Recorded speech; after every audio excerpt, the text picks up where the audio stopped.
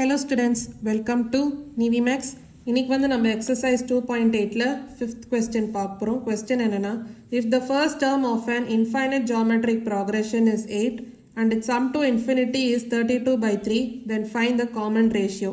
அதாவது first term of an infinite geometric progression is 8 அப்படின்னு சொல்லியிருக்காங்க. அதாவது a ஓட வேல்யூ என்ன 8. அதே மாதிரி sum to infinite terms வந்து 32/3 அப்படின்னு சொல்லியிருக்காங்க. அதாவது sum to infinite terms equal to 32/3. Then find the common ratio. அதாவது r ஓட வேல்யூ நம்ம கண்டுபிடிக்கணும். இப்போ sum of infinite terms ஓட general formula என்ன? a by 1 minus r. அப்போ a by 1 minus r equal to 32/3.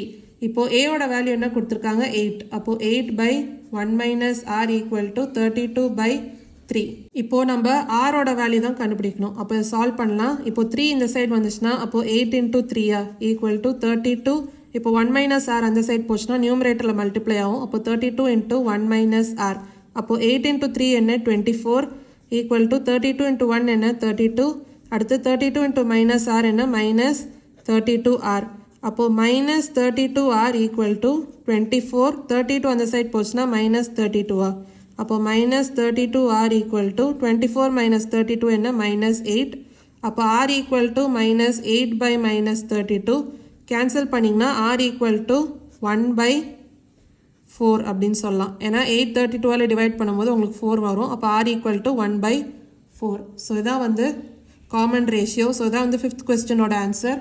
ஏதாவது டவுட்ஸ் இருந்தால் கமெண்ட் செக்ஷனில் கேளுங்க. மறக்காமல் NiveMaths சேனலை லைக் பண்ணி ஷேர் பண்ணி சப்ஸ்கிரைப் பண்ணுங்கள். தேங்க்யூ ஸோ மச் ஃபார் வாட்சிங் திஸ் வீடியோ.